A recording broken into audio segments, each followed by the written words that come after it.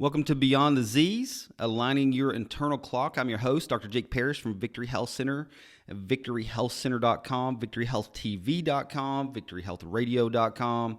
If you have any questions about who we are, what we do, go to VictoryHealthCenter.com. If you're not a patient of ours, you can call the office 865-357-2600, or you can text the office Victory, the word Victory, to 865-357-2600. If you're a patient and you're receiving this, then share this with all your friends. We want everybody in this town to be healthy. Our purpose and our mission is to change the way that healthcare is managed and delivered so that you can live life abundantly. And sleep is essential for human function, but many Americans are not sleeping well. The problem may be even more severe than we think. One study reports that 50 to 70, that's 70 million Americans have sleep disorders, and that's alarming. The same study also went on to say that 1 in 3 adults do not get adequate amounts of sleep, and 40% of adults accidentally fall asleep during the day. Sleep, and what we need to know about sleep is that it's our restorative process. It's where we heal.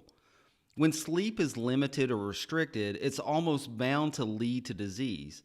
Think about a time when you've been busy and sleep took the back burner. What happened then? You probably got sick. And that's a short-term reaction and a big hit to your immune system. But think about the consequences of long-term sleep deprivation. Research shows that this is linked to diseases like heart disease, diabetes, high blood pressure, stroke, and obesity. What if your high blood pressure, what if your weight gain is simply a lack of sleep? So let's go through those. Here are some signs and signals that point to that there's a functional problem that could be related to your sleep. Your blood pressure starts to increase. Number 1. Number 2, you're unable to focus or remember things. Number 3, you get frequent coughs and colds. Number 4, you sleep late on the weekends. That's a big indicator that you're not getting enough sleep. Number 5 is that your blood sugar's starting to creep up. Number 6 is that you can't shed pounds or that you need to consume caffeine daily. Maybe you can't stop hitting the snooze button because you just can't get up. And one of the last ones that affects not just you, but other people around you is that maybe you're irritable or moody, but that's just not who you are. The significance of sleep extends beyond its duration. The quality of sleep plays a vital role as well. Your level of restfulness and your daytime functionality hinge not only on the amount of sleep that you receive, but also on the distribution of various sleep stages during the night. Once again, sleep is our restorative process. Our body knows what it needs at the right time. Our body requires sleep of both quality and quantity. When we sleep, our body fixes and repairs important cells and substances that get depleted while we're awake, helping us to stay healthy and to function properly. But when you're sick, this principle follows: adjust, pray, sleep in order to repair our bodies. Our body knows what it needs. We just need to provide it with the resources, and we also have to remove the interferences in our life. You know, when you sleep, your mind releases the things that have been built up all day. And it's like you worry, stressed, you're overwhelmed, emotions going crazy, and then you go to sleep. And that is when it is chemically released. Most of all, this is when your brain detoxes. Biotoxins, heavy metals, infectious bacteria, anything that's built up in the brain gets released through the lymphatic system while you're in deep sleep. It's called lymphatic flow. Here's the difference between people who think they sleep just fine and people who are rejuvenated, repairing, regenerating, and getting amazing rest for their body when they sleep. So what actually causes sleep issues? This is the question, right? Is that very commonly stress. Stress is the most common factor that contributes to sleep issues. In addition to that, though, poor diet, lifestyle, certain medications that you may be taking, those can affect you, and they can affect the way that you're sleeping, the amount of time that you're sleeping. Medications, and especially poor diet, your lifestyle, those are 100% linked. The Sleep Foundation says that that's 100% linked to insomnia and trouble sleeping. So once again, Here's what I want you to get out of this today is that our body knows what it needs at all times, and sleep is necessary for proper functioning. So if you're starting to develop these symptoms, then maybe it's not just your diet. Maybe you need to sleep, but in order to get some sleep, you need to change your diet. And so we're going to go through several things today. There's 3 types of sleep problems. Number one is I have a problem sleeping, more occasional sleep troubles. Number 2 is I have a sleep problem. Sleeping problems are much more regular and frequent. And then number 3 is I have a clinical sleep problem. Sleep issues are almost a constant without some kind of outside intervention and greatly impact my quality of life.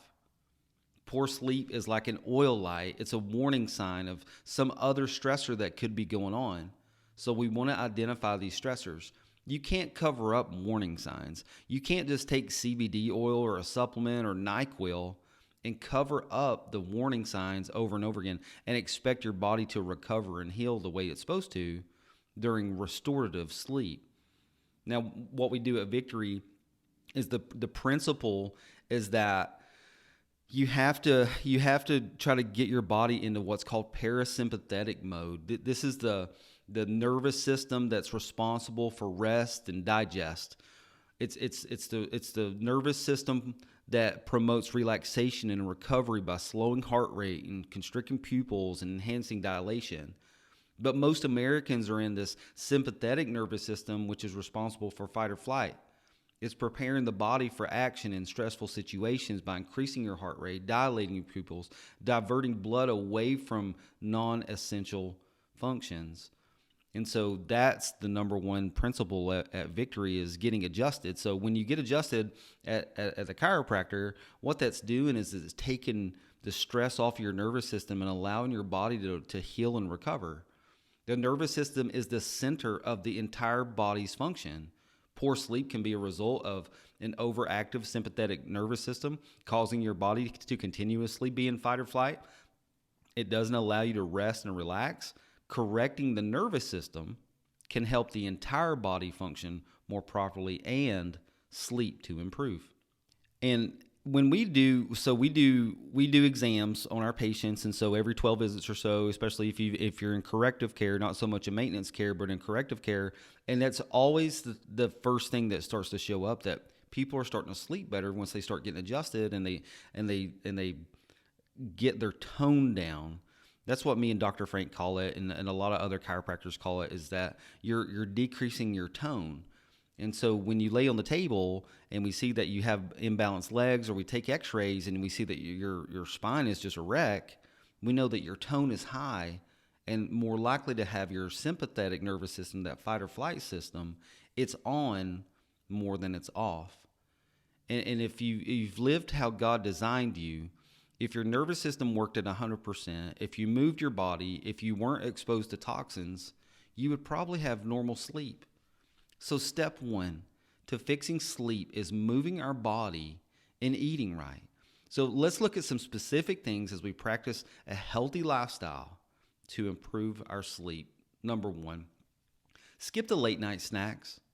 Eliminate these before bed. And I know this is not easy, but this may take you 3 or 4, 5 months, maybe 6 months, maybe over the next year.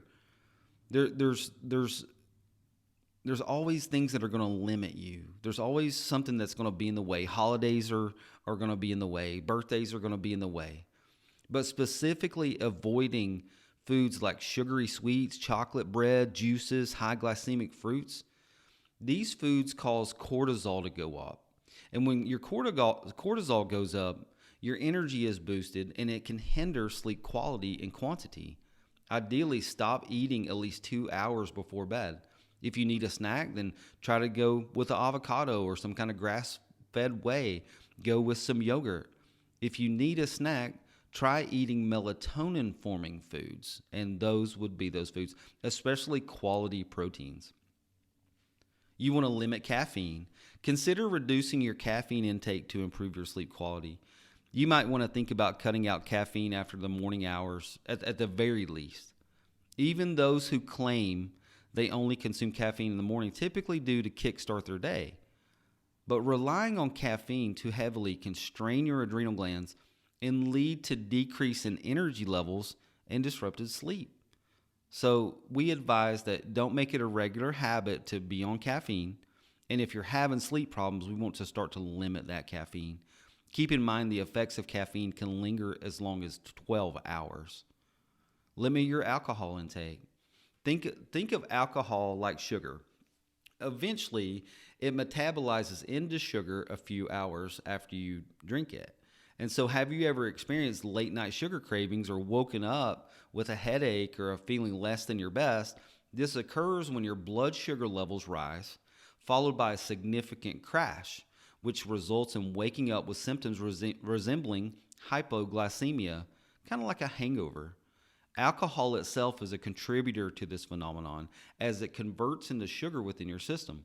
Consequently, you may find yourself wide awake around 2:30 or 3 in the morning with increased energy levels and associated spike in insulin. Well, what's that all about?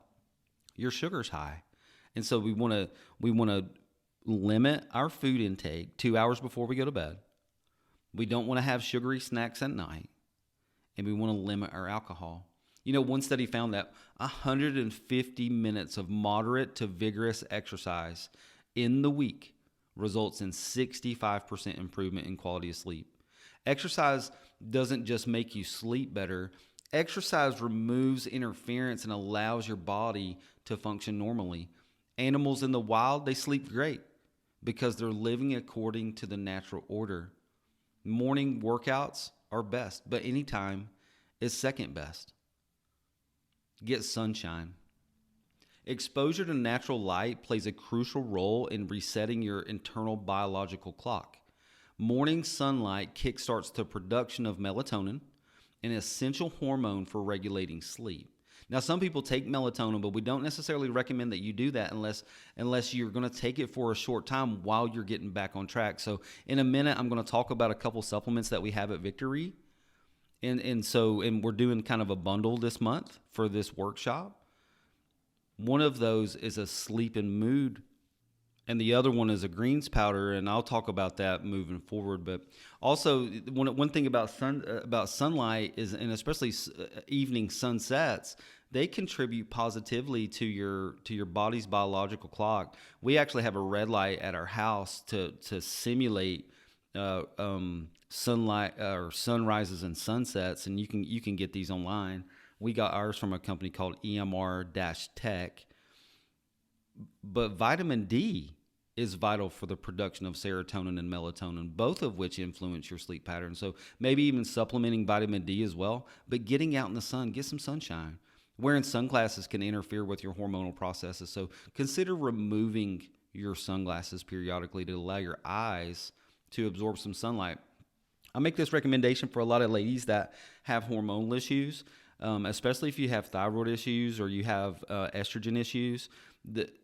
Almost every single time when we start to develop some kind of circadian rhythm, and that's what we're talking about, and we'll continue to have this discussion today, but you have to have enough sunlight, guys. The advanced plan. We have 2 different nutrition plans at Victory, and all of our patients get a portion of this, and you always get a booklet or a book for something to lay out to you what the advanced plan is and what we call the core plan.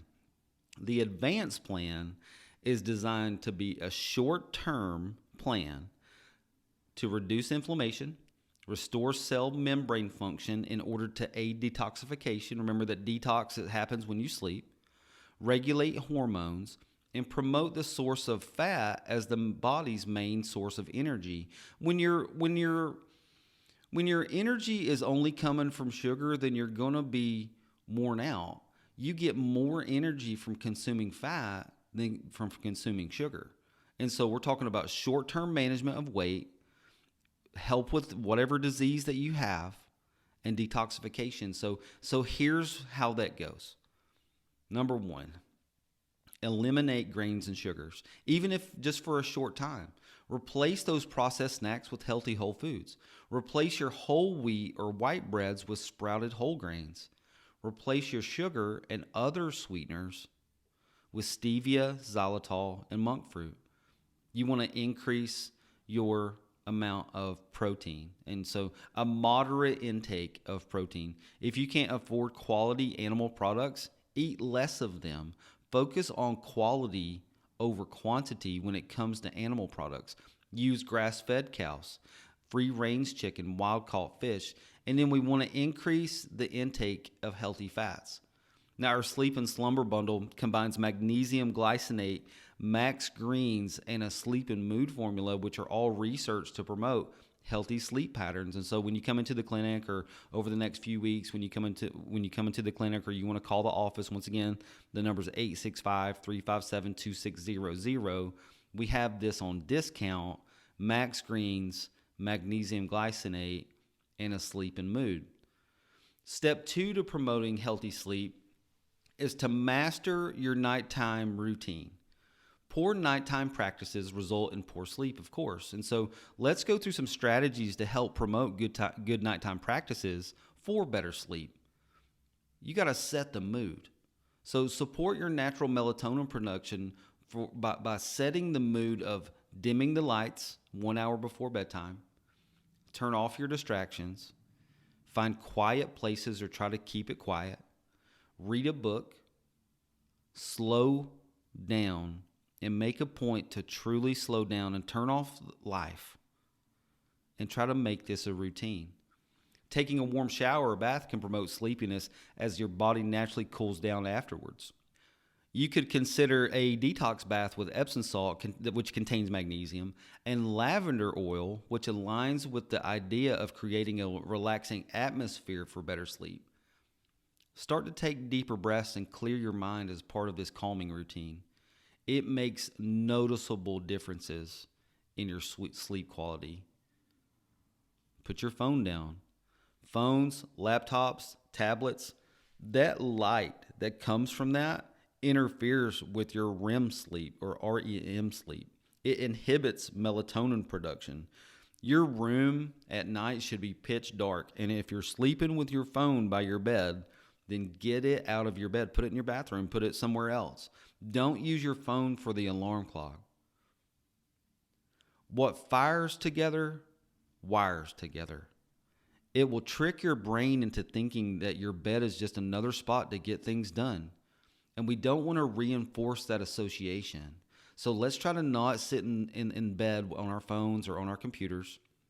Retrain your brain so that it knows that the bed is for sleep.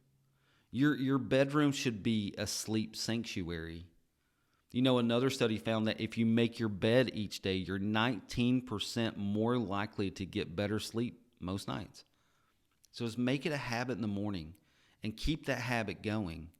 And you know what? Almost 20% more likely to sleep better most nights. Consistent timing. A question for you. Do you get the Monday morning blues? By keeping a late sleep schedule on weekend nights, our internal clock becomes 2 hours or more behind its usual weekday schedule. So try to keep your sleep regimented. I'm not saying don't have fun and don't go hang out with friends and don't go to late dinners and those kind of things ever, but we really want to try to keep our sleep regimented. Over time, having a consistent time that you go to bed helps to regulate your melatonin and your cortisol levels, and it offers you a better chance at restful sleep. Consider adopting a keystone habit. What if you started waking up 30 minutes earlier each day, and then you combine that with 5 to 10 minute workout, prepare a nourishing shake or some kind of smoothie, prepare the shake, spend some time reading something inspiring like your Bible or envisioning a positive day ahead. When you string together a series of these things, it becomes a series of great days, and you start to transform your week into a remarkable week. Keep up that pattern, and you'll find yourself creating an outstanding month on the cusp of profound habit and self-change. Like I said earlier, this term circadian always comes up when we talk about sleep, and so let's talk about that. The term circadian, it finds its origins in Latin with circa meaning around or approximately, and dies or dies meaning day. Circadian rhythm, so around the day or approximately the day. Circadian rhythms play a pivotal role in regulating sleep-wake cycles and hormone release. When these rhythms are disrupted, they lead to all kinds of problems. Different body temperature issues. This is one of the reasons that you can't get comfortable at night.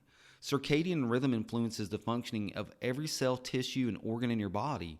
It impacts various aspects, including your sleep-wake patterns, your hormone secretion, and your body temperature, like I said.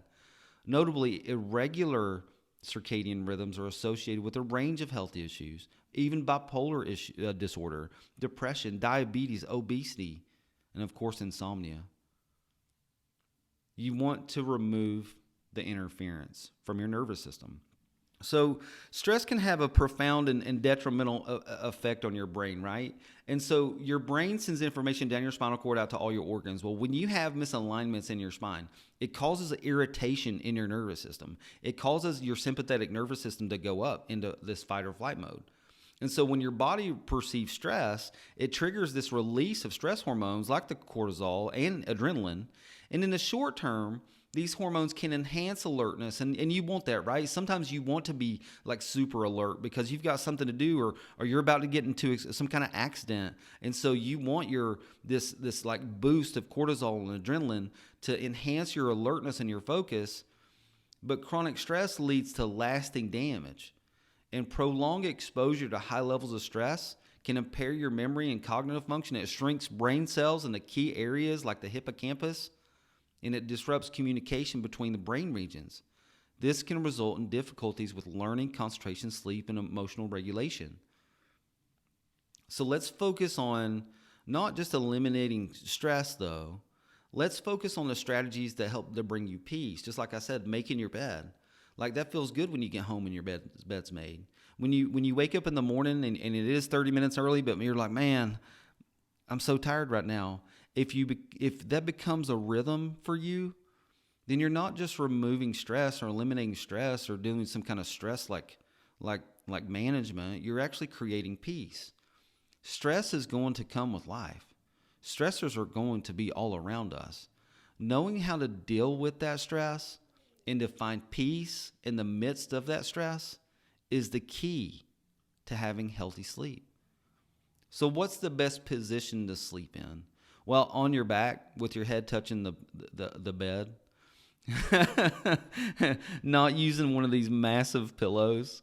We give our patients these sleep rolls. You put the smaller roll in your right below your rib cage. You put the bigger roll behind your neck. And what that does is it puts you in the proper position. That's really the best way to sleep is on your back with your head touching the bed. If you're going to be on your side, and if you're a side sleeper, that's okay too. So, but you want to have some kind of support for your head and for your and for your neck. And so try not to go into fetal position if you are a side sleeper, because that starts to cut off your oxygen flow. But there's like 6 different sleeping positions. The best way to sleep is on your back. The second best, on your side. Now, here's what we know for sure, is that imbalance in your nervous system, imbalance in your spine, it's called subluxation. Subluxation is an imbalance that you may not even realize that you have. Subluxation can lead to degeneration virtually every part of your body depending where it is in the spine. And so if I press on the nerves that feed into your kidneys and I press on these nerves that feed into your brain and they put you into the sympathetic mode, it doesn't matter what supplement that you take or what routine that you take if you don't get control of that. And so that's the number one thing that we do at Victory. We help people with their nervous system. And then we walk people through their diet and through their exercise regimen. We help people to understand toxins are all around us, and so how to detox. Your spine is so much more than just your back. It's your nervous system, and your nervous system controls everything. And if you damage the nerves that are in your spine, that can happen through car accidents, even birth trauma, sitting at a computer all day long. What happens is that your spine gets shifted out of position. That's called subluxation. It's called misalignment. So we spend all day sitting on computers looking at these lights, And we have what's called forward head posture, and it shifts your head forward. You see people like this all the time, where they've, and especially the younger generation is really starting to develop these spinal problems at a way earlier age, because we're supposed to have these normal curves in our spine. So looking from the side, you're supposed to have this C-shaped curve in your neck, and then the C-shaped curve in your lower back. But from the front, you're supposed to have a straight up and down spine, right? The shift from this forward head carriage, from being on computers and especially laptops, it crushes the nerves in your neck.